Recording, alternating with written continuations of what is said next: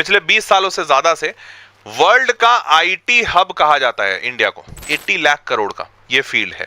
IT के क्षेत्र में काम करने वाले लोग की सैलरी बहुत अच्छी होती है और इंडिया में ग्रोथ उनका बहुत अच्छा है।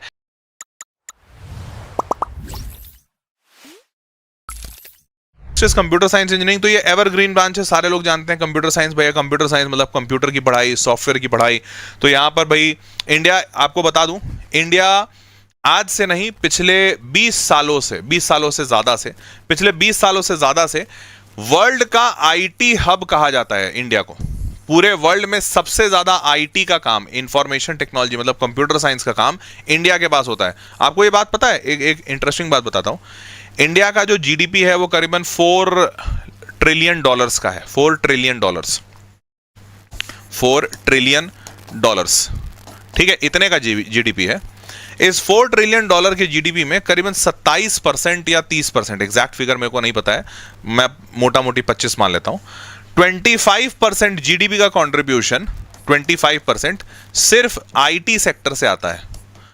मतलब भारत की अर्थव्यवस्था में, भारत इतना बड़ा देश है और $4 ट्रिलियन, पता नहीं तुम फील कर पा रहे हो कि नहीं कि कितना होता है। $1 बिलियन होता है तुम्हारा 8,000 करोड़। तो 8,000 में और लगा दिए तो 80 लाख करोड़, और 80 इंटू 8 ट्रिलियन मतलब $1 ट्रिलियन 80 लाख करोड़ होगा। 80 इंटू 4 320 लाख करोड़। हाँ चलो मैंने निकाल दिया मोटा मोटी, 320 लाख करोड़ इतने का इकोनॉमी है भारत का।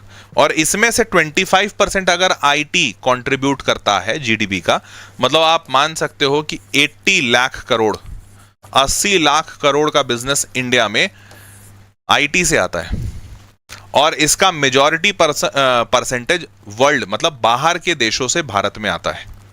यह है इंडिया का इकोनॉमी का सबसे बड़ा पहिया जो इंडिया को बहुत आगे लेके जा रहा है। और इसी वजह से आईटी के क्षेत्र में काम करने वाले लोग की सैलरी बहुत अच्छी होती है और इंडिया में ग्रोथ उनका बहुत अच्छा है। इसी वजह से बैंगलोर में, चेन्नई में, हैदराबाद में, पुणे में, दिल्ली में, बैंगलोर में, मुंबई में, इन सब जगहों पे नौकरियां बहुत अच्छी है और लोगों का लाइफस्टाइल बहुत अच्छा है। क्यों? क्योंकि वहां पर पैसा आईटी फील्ड का है और आईटी फील्ड का पैसा बहुत प्रॉस्पेरस माना जाता है। हैविंग सेड दैट, ऑल्दो इसमें भी बुरी बातें हैं कि भाई अगर कोई बच्चा पढ़ा ही नहीं तो भैया टीसीएस में 3 लाख की जॉब करेगा, 3 लाख रुपए सालाना, तो वो बुरा है।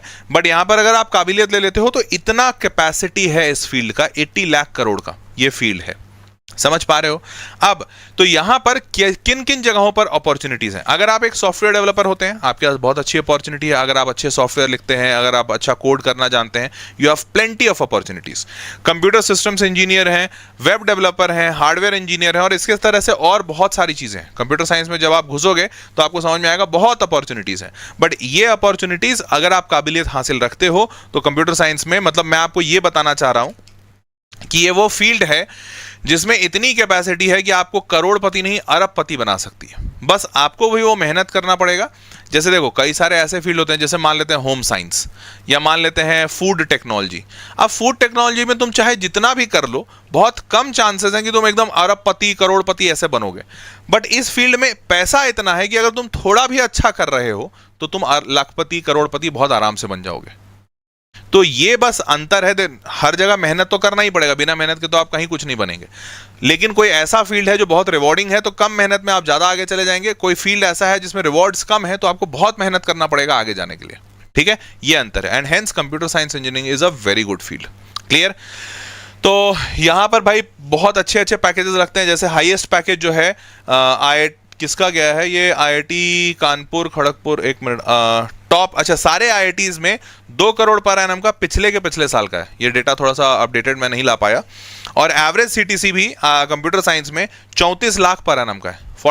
34 लाख पर एनम का सारे आईआईटीज का मिलाकर एवरेज बता रहा हूं। ये इतना बढ़िया फील्ड है कंप्यूटर साइंस। क्लियर?